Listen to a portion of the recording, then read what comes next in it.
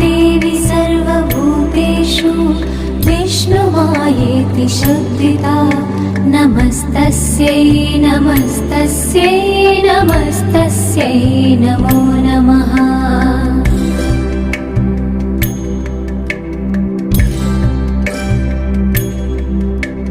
या देवी सर्वभूतेषु चेतनेत्यभिधीयते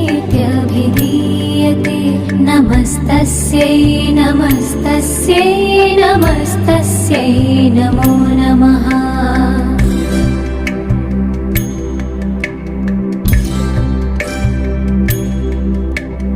या देवी सर्वभूतेषु बुद्धिरूपेण संस्थिता नमस्तस्यै नमस्तस्यै नमस्तस्यै नमो नमः।